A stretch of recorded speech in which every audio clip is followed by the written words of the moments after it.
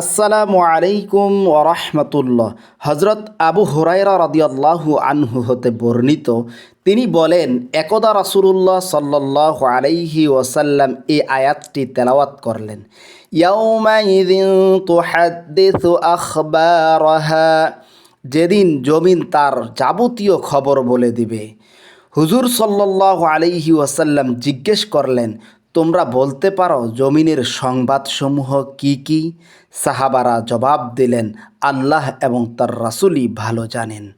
হুজুর সাল্লাল্লাহু আলাইহি ওয়াসাল্লাম বললেন, জমিনের সংবাদ হলো জমিনের উপর নারী পুরুষ যা কিছু ভালো মন্দ কাজ করেছে।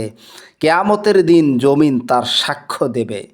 জমিন বলবে, আমার বুকের উপর অমুক অমুক দিনে অমুক অমুক লোক এই কাজ করেছে। হুজুর সাল্লাল্লাহু আলাইহি ওয়াসাল্লাম বললেন, এই হলো জমিনের সংবাদদান। হাদিসটি তিরমিজি শরীফে বর্ণিত হয়েছে।